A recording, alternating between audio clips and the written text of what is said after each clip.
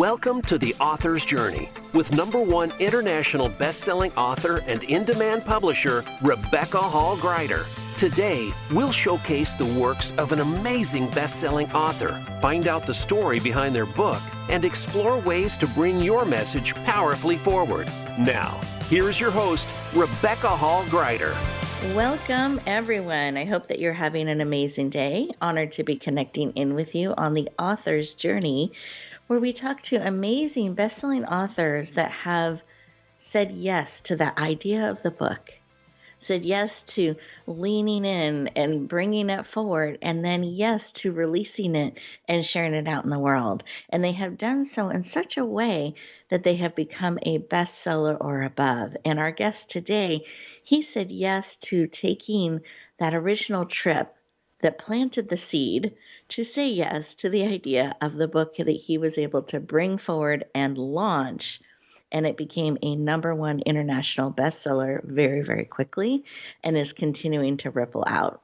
So we're very excited and honored to have him joining us today. And the core message, or one of the core messages I would love for you to be listening for and paying attention to, is how he said yes, continually said yes to the message, to the book, to the trip, to the sharing, to the pictures, to all the things that were being called forth in bringing this project and bringing this book to the world. And as you are listening to what he shares, how can you too say yes to those things you're being asked to step into in your life, in your messages, in maybe books that are calling to you to be birthed and brought forward? So I encourage you, listen in and see where is that yes pulling you, and really take into your vision to how you're looking at things, the model that our amazing guest Terry is going to be sharing with us of how he leaned in and said yes. It's very inspiring. I think you'll enjoy him as well as learning about his powerful book. So to help you get the most out of our time together today, I encourage you to have a piece of paper ready, your favorite writing utensil, paper, a pen, marker, whatever it may be, pencil, that you can capture those ideas and insights as they come, because there are some here for you today. And I know that because you tuned in. So be listening for those ideas, those aha moments. Choose to be fully present. So let's take a breath in through the nose, all the way to your toes, out through your mouth, like through a straw. Just taking that simple breath can help center us, slow us down a little bit so we actually have room and space to hear both what is being shared with us as well as what's bubbling up within us. So listen, take great notes, and we're honored to have you all joining us today. So with that, Terry, I'm excited to introduce you today. Terry P. Wilson has a degree in English with a journalism major. He became a reporter and photographer and is now a #1 international best-selling author. He joined Savings and Loans as a publicist, and that helped them increase so much that they actually tripled their sales. So not just a little bit of an increase, but tripled their sales. So effective marketing and sharing. He then, as a publicist, he then stepped into the public information officer position for 43 branches of Savings and Loans. So he has this track record of really effectively moving things forward, making powerful connections that result in people taking action and then leaning in. And he even produced a quarterly magazine and has now been a loan officer for 35 years. And on top of that, he is an avid participant and member that is very involved in Rotary and is absolutely passionate about making a positive difference in the world. Please lean in and warmly welcome the powerful, dynamic, and inspirational Terry P. Wilson to the show. Welcome. Wow. Well, I can't top that. Yeah, you covered most everything about me. I use the cliche about my career as the feather in Forrest Gump, and it really has sort of taken its own transitions along the way. But I think the root or the base for all of this was that I started reading when I was 8 years old, reading books. Not just in school, but, I'd go to the library, and I was kind of a bookworm, although I did a lot of athletics and all that. But writing, I started writing poetry, and my mentor, of course, was Theodore Geisel, who is also known as Dr. Seuss. So I fell in love with words a long, long, long time ago, and it just enabled me to continue to write poetry in different formats, writing short stories. But the genesis for this book really comes down to the fact that I've been in Rotary for 34 years now. And back in 2019, early 2019, my good friend and district governor of District 5150, which is the San Francisco Peninsula, told me to come and listen to John Kaufman, who is the founder of H2 Open Doors, the water project. And after the meeting, Jerry pointed at me and said, "You're going to Africa." And I go, "Well, okay, I've never been there. I'm sure most of us have Africa as a bucket list item, but we don't always fill our bucket list." But when I got to Africa and we were in southwestern Kenya to install a water purification system, the protagonist in my book was there in Ishuka, which is his tribal dress, with all of the necklaces and beads, etc. But two unique characteristics was that he had a black Stetson hat on, and on his feet he had tan Converse high tops. And I looked at him and I go, "Whoa." And, I don't know what it was, because he's literally half my age. We just connected. And so he was coming. Yeah, go ahead, Rebecca. No, I love it. I love that first impression and that connection, and it just makes me smile every time you share it. Yeah. But let me take a moment, and you shared so many powerful things. I want to just share a couple highlights that I heard with our listeners. So, one, I love how Terry has this heart to serve and make a difference, and thus so involved in Rotary and all that they do. Secondly, he listened to those he trusted around him who said, "You need to hear this, you need to listen to this." And he said yes. And he went and he listened. And then at the end of the presentation, again, he was told, "You're going to Africa." And he thought, well, okay. So he said yes and did.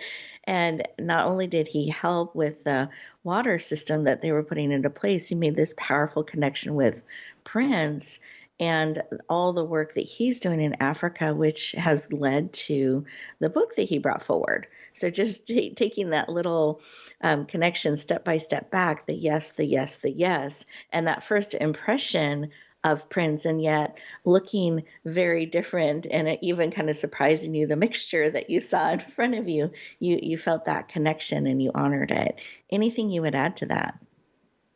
Well, I think what you're saying is that, my impression of him was when he spoke about his vision at this water project, because there was a ceremony, by the Maasai warriors to thank us for what we had done, and Prince had shared his vision of what he wanted to do, and we all thought, wow, that's that's a tall order for a kid that really didn't have anything. And growing up, it was a hard scramble life for him in the Mara, just because of the impoverished nature of their population. They're about, I guess, well, it's a 5-hour drive from Nairobi going southwest to get to the Mara. So they're out there in this very rural area, and here he has these grandiose plans. And so when I went there in 2019 and I listened, and I'm very open-minded, and I believe if I'm going to do something, I'm going to succeed at it. In fact, as I said at the outset, being the feather in Forrest Gump, is that my life has transitioned professionally so many different times, and it kind of seems almost serendipitous that the one led to the other, but the continuous theme throughout that whole thing started back when I was 8 years old. In fact, the circumstances are kind of funny in that we lived in the San Francisco Peninsula, and my grandmother and my uncle, who was only 8 years older than me, I have 3 sisters, so ultimately he was my big brother. But we would go over there for vacations for a couple of weeks in the summer. And my grandmother had this rule that at noon she would spend 1 hour playing solitaire. And so as an 8-year-old boy, she gave me 3 options. She said, well, you can just sit there and wait, or 2, you can take a nap. And I'm thinking, I'm 8 years old. I just got up a while ago. I don't need a nap. Or we can take you down to South Shore and buy you a book. And so I said, well, let's try the book thing. And it got to the point after a while where Nana would say, okay, well, the hour's up. And I go, well, wait a minute. Let me finish the chapter, and then I'll be with you. And so, it was that pull and that, like I said, that continuous theme of writing.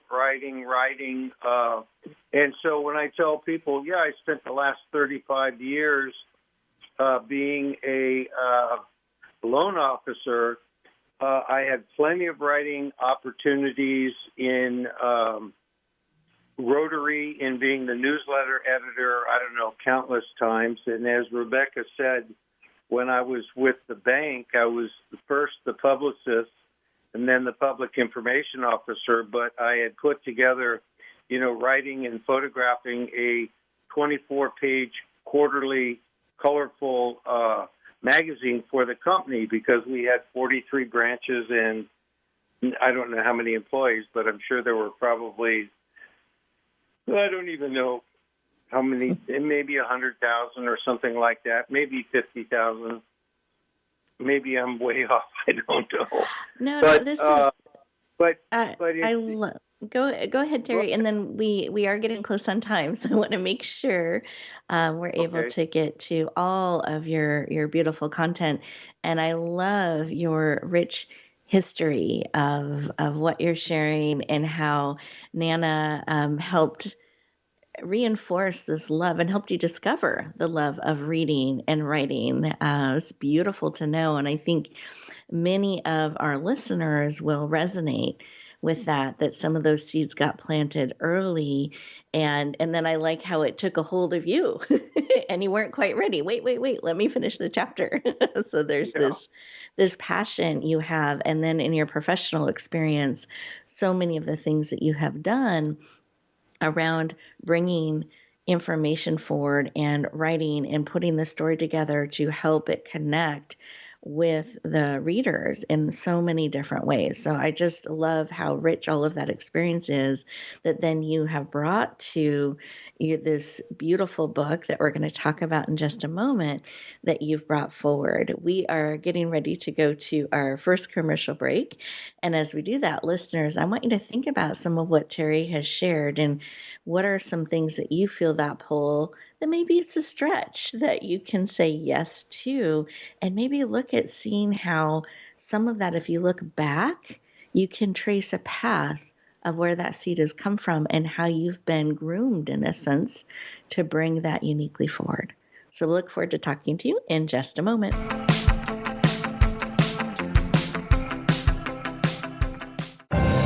Announcing a powerful new TV channel featuring programs designed to enhance and transform your life. Make powerful connections, one program at a time. And by doing so, we can bring transformation to the world. Tune in each week to Empowered Connections TV as we add new programs to help you make empowered connections of your own. Visit empoweredconnectionstv.com. That's empoweredconnectionstv.com.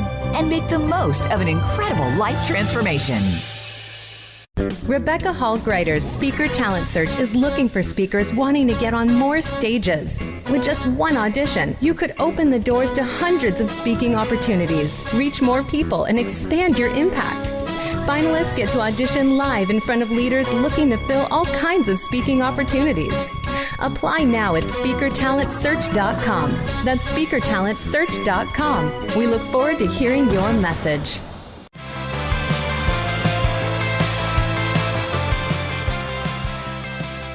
Welcome back, everyone. I hope you took a moment to feel in and see what seeds have been planted. What are some things that you can perhaps consider saying yes to bring forward, not someday, but today? What's a step you can take? To support you in that, I did want to share about a couple of things that can help you in a supported way reach more people. So the first is the Speaker Talent Search. So perhaps when you felt in, you started to realize, wow, I want to speak. I want to share what I have learned and discovered, or I want to be on a show like this one. So let me share where you can go. It's speakertalentsearch.com, speakertalentsearch.com. This is part of our Give Back, where we help speakers and experts at all different levels that are looking to be interviewed or to be on more stages to reach more people. It's several times a year. Make sure when you check it out that you look at the dates, because it is all date sensitive, and you want to make sure that you're applying at a time that you're able to take all the steps required with it. So check it out, speakertalentsearch.com. We'd love to have you lean into that, yes. And then we also have a series of books called the Emerging Author Series. You can go to Emerging Author Series with an S.com, and you'll find a number of free ebooks, little mini books you can download that will help you explore. I have an idea, now what? These are all the myths and truths about publishing. I've written my book, now what? How do I bring it forward? What's the difference between publishing and launching a book? So all the different questions we get asked all the time, we've put answers and information to support you on your journey. So I encourage you to check it out. Those are our gifts. There's no cost. It's our gift to support you on your journey. Emerging Author Series, plural, series with an S.com. So with that, we have been talking with the powerful Terry P. Wilson, as he's been sharing some of his journey and what he said yes to about this book and about Africa. And then he reflected back on some of his journey and where he fell in love with writing and reading and the seeds that got planted there, and how that, in a sense, has followed him throughout his professional career. There's always been an element of writing, an element of sharing stories, of positioning in a way that connects with people. So all those beautiful skills have come together. And then he makes this trip to Africa. He meets Prince and sees and hears Prince's vision of what he wants to do in the Mara. So with that, Terry, I'm going to hand the floor back to you. I'd love for you to just give a quick summary of what, when you heard that vision, what it looked like, and why you felt compelled to share his story. Okay. Well, so the first trip was in 2019, and typically what H2 Open Doors does is they go to a place, install a water system, and then they go the following year to install another water system but they leapfrogged back to see how the other one's going. Okay, so we went in 19, and we were supposed to go in 20, but when the pandemic hit, we were delayed, and we didn't get to go until 27 months later in September of 2021. And when I got to the Mara, and I was expecting to see the water tower, there was this entire tent camp built. And I thought, whoa, where did that come from? And so that is kind of one of the key elements in the story is this, the book is called Miracle in the Mara, and then subtitled An Unforgettable Story of a Young Maasai Warrior's Vision. And I'll tell you what, talk about 2020 vision. I mean, he focused right in and utilized the pandemic to his benefit and to the benefit of the Maasai that lived in the area. So powerful. And for those who aren't familiar with the Mara and the animal migration and that sort of thing, can you just give us a quick share about why that is so significant and where the work is that Prince is doing in the Mara, why that matters for that in particular, as well as really preserving their way of life too and sharing that? Exactly. Yeah, I would say that the most people have probably heard of the Serengeti, which is in Tanzania, and it borders Kenya. And annually, the animals, and they project or suspect that there are about 2 million animals that make this annual trek in this circular motion between the Serengeti and through the Mara, and they follow the food. It's just they said that there were 1.2 million wildebeests that went through there. Now, I was not able to count them all, but it seemed like an endless trail, and so it's this coexistence of the Maasai who've been there for centuries, who knows how long, because of the fact that they didn't have, tablets to scratch on or scrolls to write on, but they have coexisted with the animals since the beginning of time, and that's part of this. Prince's vision is not only to bring people to the Mara so that they can see the animals, but it's also the education and center in the Mara at the Mara Napa camps, where they're training the Maasai to go out and be self-sufficient as well. And so I was literally blown away by the advancement in this 26, 27-month gap. It's so powerful of what they've been able to create and preserve in such a short amount of time, at a time where so much stopped in the world and there were so many challenges. I love that he was able to lean in and create and lead and bring forward what was created and brought forward. And just phenomenal. And I love that you had this planted in you to share the story, to share what he has done and the work that they are doing there.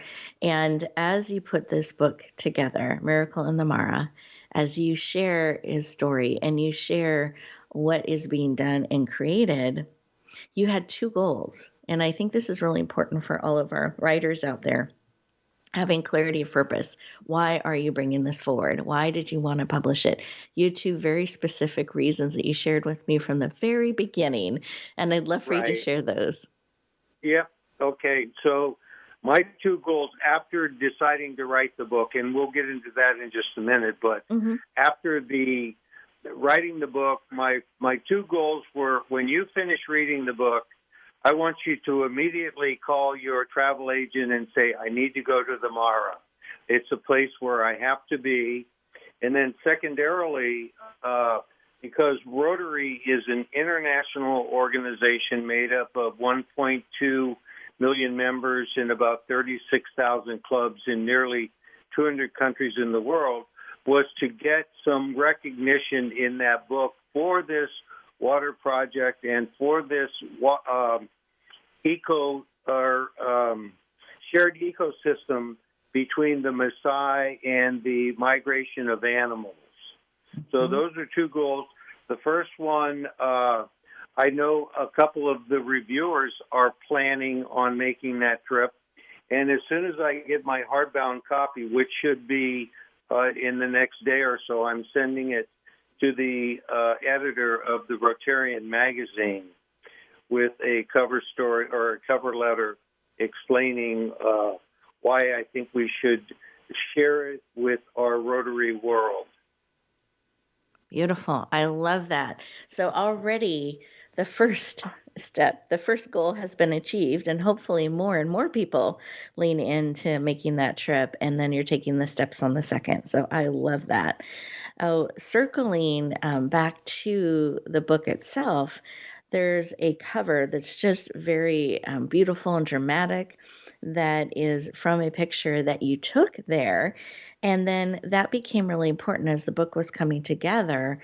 It was to include different pictures, images, photography, because the pictures also show the transformation, help people visualize what you're sharing in some beautiful pictures of the animals. So there's one with a lion, couple with lions I love, and one with a zebra that is just so dramatic and powerful. Yeah, that's the time chapter. That's great. But I think it's so powerful because pictures share so much. And if we have never been to Africa, we've never experienced any of that, some of it can be really hard to visualize as you're following the story. So I love that you elected to include that so that people can visually see what you're talking about. So anything you'd like to add about the pictures, the cover, in some of those decisions you made? Well, so my photography skills began back in the early 70s when I was a newspaper reporter, and, we wanted to accompany the story with a photograph. So I got my first camera, and of course we were back then, to your younger people, you might have to pay attention closely because we were doing black and white, and I would go into an actual dark room and, wrap the film in solution and actually develop the film and print the pictures in the dark.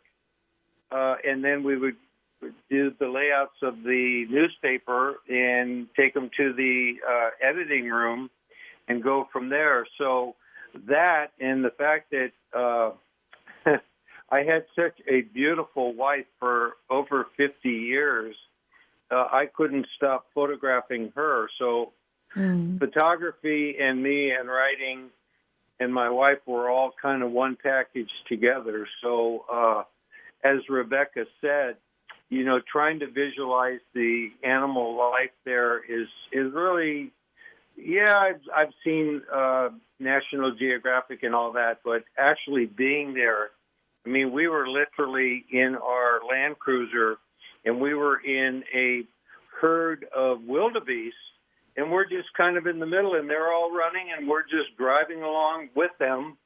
It's like, whoa, okay, this is real, isn't it? Yes, yes, it is.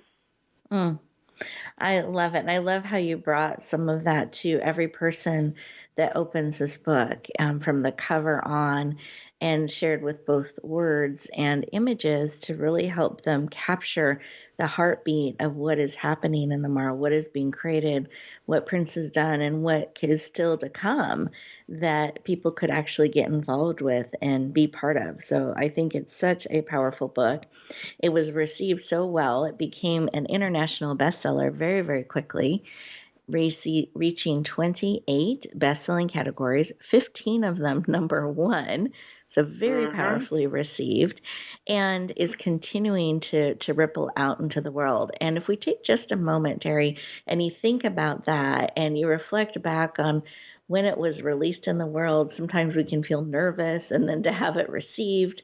Just any thoughts around that you can share with our listeners? Well, I mean, I'm just so flattered that, working with RHG Media and you, Rebecca, has just been a tremendous experience, and you've kind of had to hold my hand technologically to get this through because of my internet or my lack of internet skills. In fact, I told you on numerous occasions, it was much easier writing the book than it is following the editorial leads of Chisholm and Shannon and getting all this stuff done. But in fact, the genesis of the book didn't really take place until the very last night in my second trip in September of 2021. And I was very impressed with him, obviously, and what they had done. But until that very last night when we were sitting down at the dinner table, and he said to me, everybody has come up to me and said, Prince, you've got to write this story. And he said, but I can't even write a paragraph. He's very verbal, but he's not a writer. And so apparently that stuck with me, because 3 weeks later, in the middle of the night, I sat up and I go, well, I'll write the book. I've been writing my whole life. And so I put together a brief outline and some chapter ideas that I had and sent it to Prince and the guardian angel, Michelle, and they fell in love with it immediately. And so with their encouragement and me going back, I had to go back to fill in the gaps. And so I went back earlier this year in February and March, and fortunately, the Napa Mara camps had not officially opened, so I was the only guest. And so I got to, I had carte blanche with all the people that were working there, going out on safari whenever.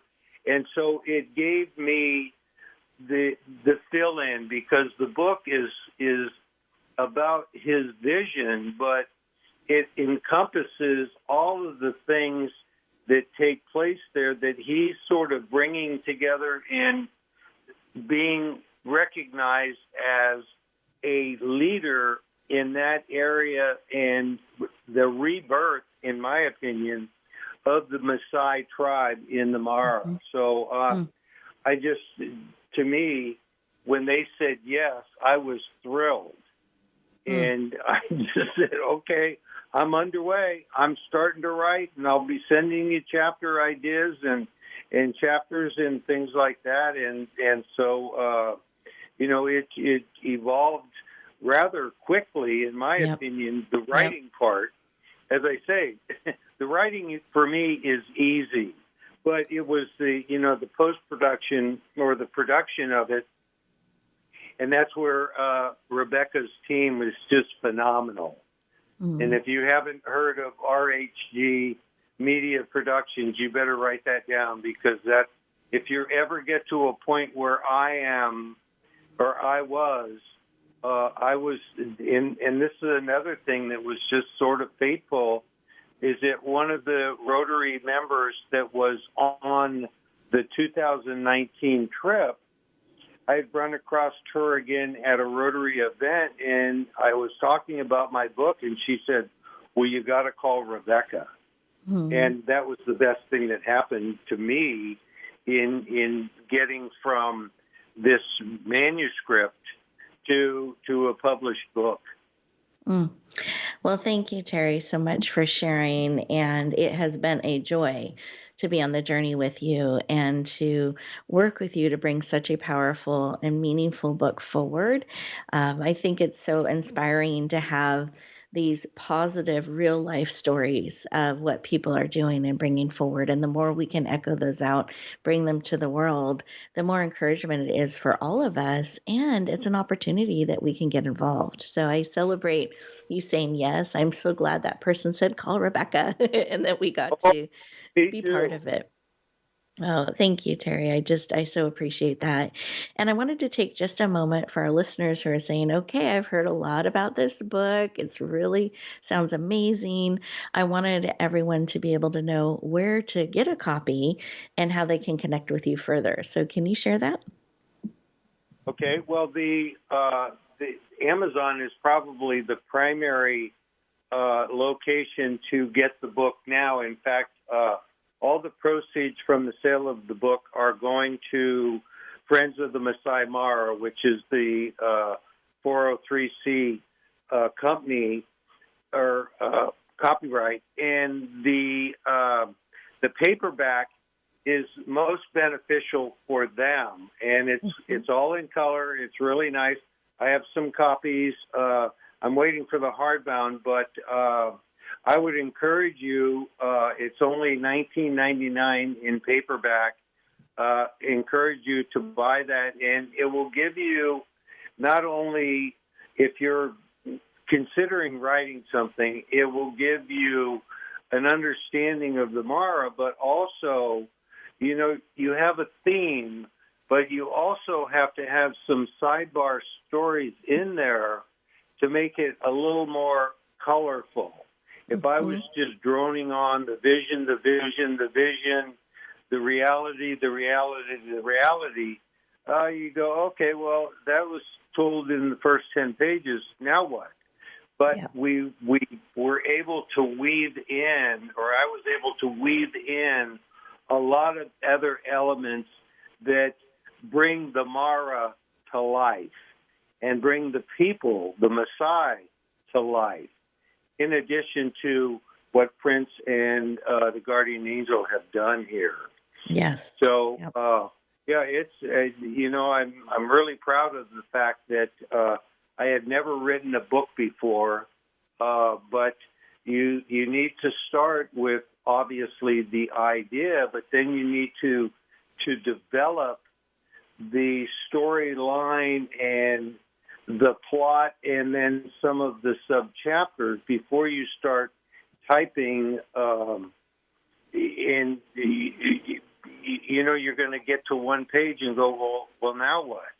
But if you have focus and you have a lot of different chapters, because my book is not really a long, you'll never accuse me of being the same as David McCullough, who's one of my favorite writers, but he gives you every single detail. This is more streamlined, but I really think that you'll enjoy it. I love the cover. It was, I think on my first trip I took that photo because the sunsets in Africa are certainly different than where I live. Believe me. Yeah. I love it. So we can get a copy of Miracle on the Mara on Amazon, and all the proceeds are going to the organization that is working with Prince and all the work that they are doing there. And then the print copy has all those pictures that you can enjoy. The digital version does too, but I love how Terry was saying that the print version benefits their organization more. And it's always nice to have a book you can hold in your hands. And then Terry, for anyone that wants to connect with you, what's the best way for them to do that? The best way is TDUB 98 at Comcast.net. Terry Wilson, TDUB. I got that about 35 years ago playing softball with one of my buddies, and he just that was the nickname he came up with, and it's hung with me. I love that. TDUB. Yeah. Yeah. Perfect. Perfect. Well, I appreciate you joining us today. And listeners, I hope you took some great notes. And I love how you can hear the passion and the love of writing that Terry has and in sharing. And he's worked that so powerfully into the book. So I hope you got some great ideas, some things that you can say yes to as well and bring forward. I love that Terry is just so joyful in what he created and has been able to bring to the world and reach so many people's hearts and lives. And it's just begun. So lean into those yeses. It is so worth the journey. And remember, you can get support on the journey. So lean into some of those resources. Definitely pick up your copy. I know you'll love it. And I hope you all have an amazing week. Keep reading, keep writing, and we'll talk to you next time.